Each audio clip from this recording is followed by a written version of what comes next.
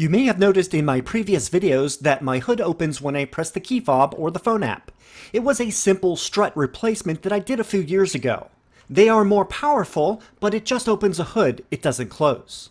Today I have something I've wanted to do for a while, but was too expensive for me previously. A powered Frunk Kit. Let me tell you about it.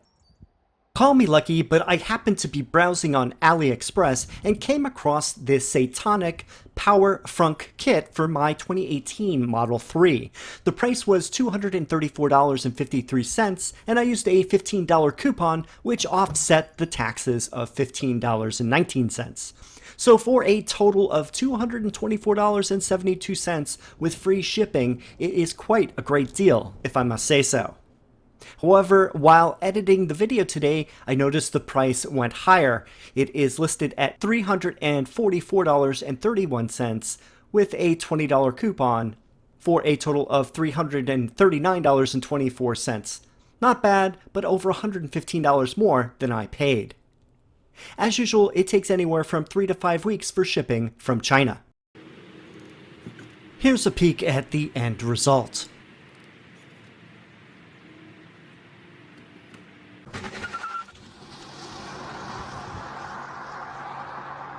And on with the unboxing. Here is the package that I received. After removing the shipping plastic, a plain cardboard box without any print on it is revealed. Opening one end of the box, I find the instruction guide. This kit is version 4.3, which added some new features over the original versions. I also didn't realize this kit by Satonic is basically the OEM version of the one sold by Hansshow. By the way, Hansshow charges $469 for this kit. Pulling out the foam inner tray contains all of the components, and there are quite a few. At the top, we have two of the powered struts that have wires attached. And as you can see, they are fairly long. Next, inside of this plastic bag, I have the Power Frunk control module. This new version is waterproof, which is a good improvement. Next, in the center is the wiring harness, which has several leads that connect to all the different components, both the new ones here and some in the car. This bag contains a few double-sided adhesive pads, zip ties, and a bracket and a spring. This is the emergency trunk release cable. This black box and cable is the new motor for the latch release, and it also includes 2 brackets. Inside of this bubble-wrapped bag are 4 strut brackets that will replace the original ones in the car. This is another improvement that the previous versions did not include. I think this aids the power struts by giving them a better angle to work. Here are the tools that I used for this project. A ratchet wrench with a 10mm socket. This is used by most of the bolts in the car. However, a 13mm socket will also be needed for the nuts on the upper strut brackets. An adjustable crescent wrench for tightening the latch cable nut. A utility knife for trimming some of the foam sections near the latch. Needle or flathead pliers for removing the latch spring. A small flathead screwdriver for removing the struts. A Phillips head screwdriver for 2 screws that are located in the front of the Frunk Tub. Scissors for cutting the zip ties. A plastic pry bar for removing the interior trim clips. Electrician's tape for sealing the end of the car's original release button wire. And a couple cloths to protect the car's fenders and bumper area while working on the struts and latch areas. Let's go to the car and install it. Pop open the hood, and this is where most of the work will be done. The first thing that we need to do is near the front bumper. Remove the latch trim panel cover. Just pull forward on the bottom of the plastic piece and it will unsnap and come off. Be careful since there is a wire attached. Detach the wire from the connector and place it aside. By the way, the end of this wire will be covered by electrical tape later and will not be used with this kit.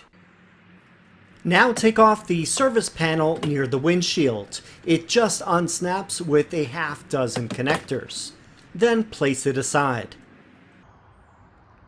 Take out the Frunk mat if you have one in your car and place it aside. Now I need to remove the Frunk Tub. This requires you to remove 7 bolts and screws. 5 are bolts using the 10mm socket wrench and 2 are screws using the Phillips screwdriver. Here I do the first 2 bolts that are under the Frunk mat. The next 2 are under the 2 grocery clips at the top of the tub. Just flip up the clips to get to the bolts. In the front by the latch are 2 screws. Use the Phillips head screwdriver here. The last bolt is located in front of the windshield wiper fluid reservoir. While I'm here, I will take out the HVAC intake vent since it sits on top of the Frunk tub. There are 4 clips holding it in. Place it aside. Once this is all done, you can lift out the Frunk tub. It is held in place along the sides with a few clips that will unsnap when you pull up on the sides. Just pull up all along the sides as shown, and then place it aside. Next we have the hood struts. These need to be removed. I'll start on the passenger side first, but it really doesn't matter. I find it easier to remove the bottom connector first. Use a flathead screwdriver to pull out the metal clamp holding the strut in place. You may have to lift the hood slightly for the strut to pop out. Now do the same thing for the top connector of the strut.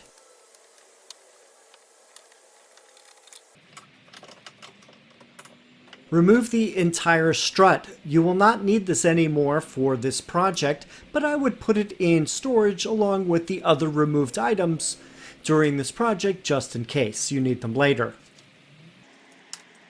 Next, I need to replace the strut brackets with the new ones. I'll start with the bottom one first. Use the 10mm socket wrench and take out the 2 bolts. Here's a comparison of the brackets. These are the old ones, top and bottom here. And these are the new ones. Notice how much larger they are, and they have a different offset. They also appear to have the same thickness, but they're wider. Place those 2 bolts into the new bracket, and make sure you use the one that has the R on it for the right side. Also, these are the larger of the new brackets. Attach the bolts tightly for the new bracket. For the top one, you will need to change out the socket. This one requires a 13mm socket on the wrench. Loosen and take out the 2 nuts and the bracket.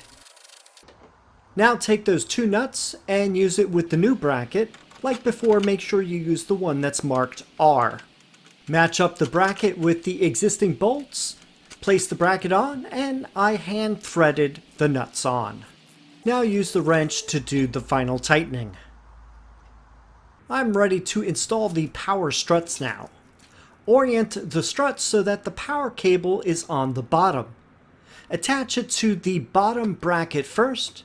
You just need to push it in. It should just snap into place. Notice that for the top bracket, the strut may not have the connector facing in the right direction. Just rotate the barrel of the strut so that it aligns with the ball joint on the bracket. And as before, press into the bracket and it will snap into place. You may need to raise the hood a little bit for it to connect the right way. Sorry that the connection was off screen in this video. When I do the driver's side, it will be more clear. Now for the driver's side. Do the same steps as I did before as on the passenger side. I'll go through this a little faster since we already saw it done.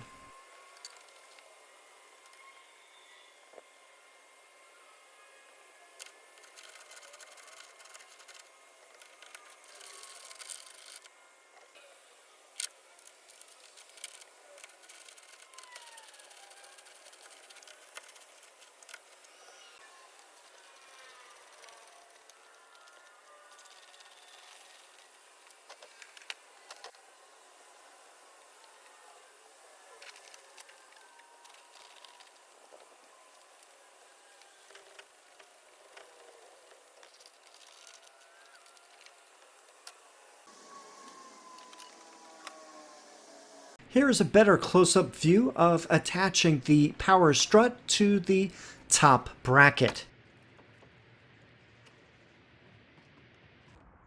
I will now route the power strut wire so that it will reach the front of the car.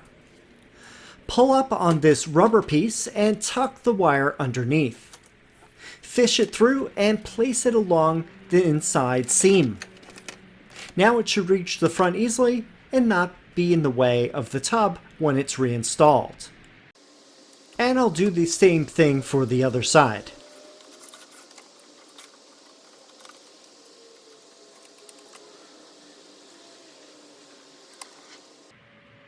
Now for the power and ground wire. Take the wire cables and find the power wire. It will have a copper colored spade terminal at the end and a fuse housing near it. Open up the housing and take out the fuse. Since I'm connecting a bunch of wires, it's good practice to remove the fuse until I'm done with all of the connections. Keep the fuse in your pocket so you don't lose it. Locate the 12-volt battery towards the windshield. I need to attach the power wire to the positive or red terminal on the left side of the battery. Use the 10mm socket wrench to loosen the terminal connector. Slide the spade end of the wire between the bolt and the underlying terminal. Then using the wrench again, tighten the bolt. Now it should be secure. Take the wire cable and route it along the crossbeam and then along the left side towards the front of the car. Now find the ground cable. It will have a plain steel-colored spade terminal. It will be attached to the car's body for a grounded connection. It will be on the driver's side of the frunk area right here. There is already a bolt with two terminals already connected. Take the 10mm socket wrench and loosen the bolt. Slide the spade end of the wire between the bolt and the underlying terminals. Then using the wrench again, tighten the bolt. Now it should be secure. I will use zip ties later to secure all the wires. The existing motor is located here near the bumper by the arrow. I need to remove the power to the motor and replace it with the motor Y adapter that is part of the wiring harness. Flick the black plastic tab and remove the connector. Insert the existing power plug into the Y adapter female plug. Then take the Y adapter male plug and insert that into the motor just like the original wire was located. This will provide power to the new motor. The signal cable is located next to the latch area as shown here. This connector needs to be removed, and just like the motor power, this will also get a Y adapter. Unclip the connector and attach the male part of the Y adapter to it as shown here. Now take the female connector and attach it to the existing male connector in the latch area. Place the wire into the sliced open foam. Remember the two strut power cables that I had routed to the front earlier? Well, now I can attach them to the wiring harness. It really doesn't matter which one attaches, left or right side, they are the same. There are two sets of connectors on each cable that needs to be plugged in. Each set has a different size of connectors so they don't get mixed up. Plug both of them together, 2 from the strut cable to 2 from the wiring harness. Push them and they will snap in. And now for the other side. You just need to do the same thing. Back to the latch area again. The first thing I need to do is to remove the spring in the center of the latch. We will not need this anymore, but I would keep it together with the other removed items just in case. On the next side, I need to add a bracket under this bolt here. Use the socket wrench to remove the 10mm bolt temporarily. The hook at the bottom of this bracket will fit into the opening just to the lower right of the bolt hole, as shown here. Then orient the bracket so that it fits under the cable release and the opening lines up with the bolt hole underneath. Then insert the bolt and hand thread it so that it goes in smoothly. Then tighten with the socket wrench. Now we take the emergency release cable. The end of the cable with a little metal slug is what we will be doing in this part. Insert it so that the slug goes into the opening of the latch mechanism.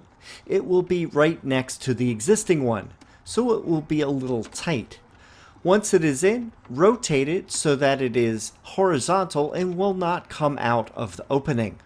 Now take the cable and press the plastic section into the curved receptacle on the new bracket. It will snap in and keep it in place. Route the emergency release cable across the frunk area to the passenger or right side. Pass it under the crossbeam, and there will be an area where you see the firewall between the frunk and the cabin. Looking closely, you will see a round rubber grommet. Take it out and cut a little slice so that the cable can slide through. There are 2 grommets in this area, so pick whichever one is easier for you to reach. Place the grommet back into the hole. Start pushing the cable through the opening, and it will now enter inside the cabin. Now open the passenger door and go inside. I need to remove the glove box trim panel now. There are 4 trim clips that need to have the center pin popped out with the plastic pry bar, and then remove them. You can then pop out the panel, disconnect the speaker and light wires, and place the panel aside. Looking towards the left of the footwell near the top, you will now see the emergency cable. It also may be behind the carpet, so just pull the carpet back a little to expose it. Pull enough of the cable so that you can place it along the top area. I just wedged it into this place and it seems to fit fine. You can also use a zip tie or 2 to secure it in place if needed. Later on, I will show you how to test the cable. Once that is done, you can reinstall the wires onto the glove box panel and put it back into place with trim clips. The power release cable is next. It is at the end of the new motor box. It has 2 brackets attached to it and will need to be mounted on the car's latch mechanism, and it goes right here. This bolt needs to be removed temporarily. Use the socket wrench to take it off. The larger bracket on the cable needs to be detached. Loosen the screw and it will come off. Now take the bracket and install it as shown here. Line up the opening on the bracket with the bolt hole. Reinstall the screw by hand and make sure that the threading is aligned. Then tighten with the socket wrench nice and tight. Take the cable and reinsert it back into the bracket slot. Thread the screw back on so that the cable stays in place. The little bracket attached at the end of the cable with a zip tie. Use the utility knife to cut the zip tie so that the bracket is freed. The little bracket has a rectangular slot in it that goes on the end of the lever right next to the cable. Make sure that the ball at the end of the cable stays in the bracket. Rotate the bracket so that it fits on the lever as shown.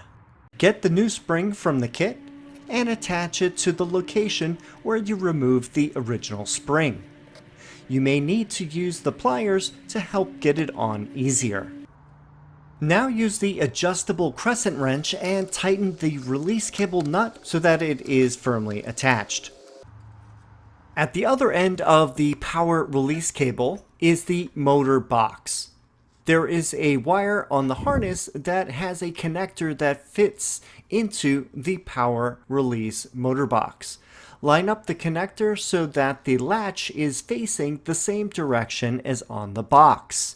Then insert it until it clicks into place. This box needs to be positioned on the passenger side of the frunk area. Connect 2 or 3 zip ties together so that the box can be attached to a metal brace in the car. There is 3M double-sided tape already installed on the back of the box. Remove the backing plastic and place the box on the metal brace. Then take the zip ties and put them around the box and the metal brace and pull tight. Now it should be secure with both the tape and the zip ties. One thing I wish this wire connecting to the motor was longer. It should be at least a foot longer to make it easier to wrap the wire out of the way of the crossbeam that the radiator is attached to. Here is a closer look at the area here. Find the wire that was connected to the frunk open button on the latch trim. We don't need that anymore, so take some electrical tape and wrap it around the ends of the connector to keep it watertight as best as possible. Later on, I will zip tie the wire to the other wires of the harness to keep them all together. Take the last connector on the harness wires and it will attach to the controller box. Flip out the one end of the connector as shown, and then plug it into the box. It will only fit one way. The unlabeled side of the box will attach when holding the cable like this. Once pushed all the way in, slide the clip into place so that the cable is securely attached. Take some double-sided tape that is provided and attach 2 sections onto the box. I did it on the side without the label. Then push the box towards the front of the car's bumper area on top of the radiator panel. I didn't have a lot of extra wire, so it didn't go quite as far underneath as I would have liked it to.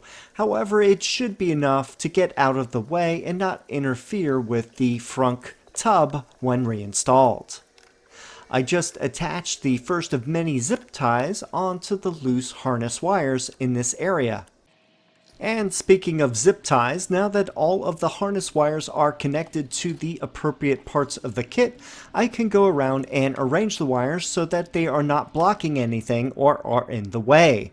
Once done, take a dozen or so of the zip ties and tie up all of the wires so that they are secure and it reduces any chance of movement. Then clip the ends of the zip ties to clean them up. As I just completed all of the wiring, I will put the fuse back into the fuse box that is on the power wire that is connected to the car's 12-volt battery. Then snap the cover closed. I want to do a test now to make sure that the kit is functioning properly before we finish the last step. Temporarily connect the latch trim panel to the last wire on the harness. The button lights up as it should to show that we have power through the wiring harness. I press the button to begin the hood closing process. Wait a sec. I almost thought something was wrong when I pressed the button, but it just happened to be the latch panel blocking the latch plate, so the hood stopped moving due to the interference, just like it's supposed to do. Moving the panel out of the way allowed the hood to fully close. I then did a couple of open and close cycles using the car's LCD display and also with the emergency frunk button. All worked as intended. The hood closed flush with the body perfectly. If you have an issue with the hood alignment, there is a screw that can be adjusted near the signal cable. The instructions mention how to do this. Lastly, I tested the emergency release cable from inside the passenger footwell. As seen here, it releases the hood from the locking latch. Now that the tests show that the Power Frunk is working, I can put everything back together again. Inside the car, put the glove box trim panel back in. Then I put the Frunk Tub back into the front opening. You may have to do this a couple times just to make sure that none of the wires are causing interference with the tub. Make sure all the bolt holes are clearly visible so that it can be installed smoothly. Don't forget about the latch panel power cable. Leave it near the latch mechanism so that after the tub is in, the wire can reach the latch panel connector. Tighten all the bolts and screws, and then put the HVAC vent and finally the service panel back on again. Then take the wire and attach it to the latch panel as shown. Press it back in and I'm done. And now for some examples of the Power Frunk in action.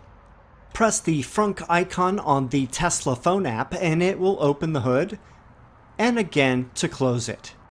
Using the key fob, double tap on the hood section of the car. That will start the opening process.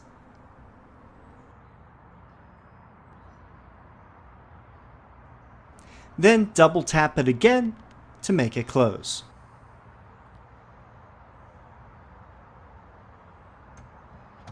Go inside the car and press the hood button on the car's LCD display.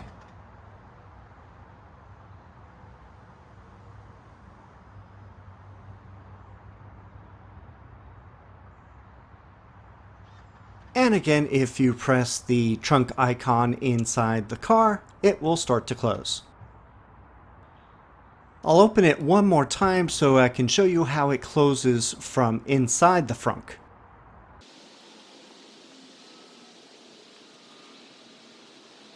And as I showed before in the video, press the lighted button to make it close. Success! I'm really happy that things worked and everything is plugged in correctly.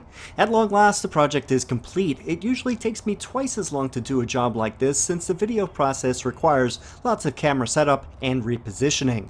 This was a long video and I wanted to be detailed since the printed instructions do not provide enough context for installing. I have the steps of the install listed in the video description under the timestamps area. If this is a product you would like to have in your car, I recommend this kit. It's a good price considering what it includes. The link is in the video description. If you have any questions or comments, please leave them down below.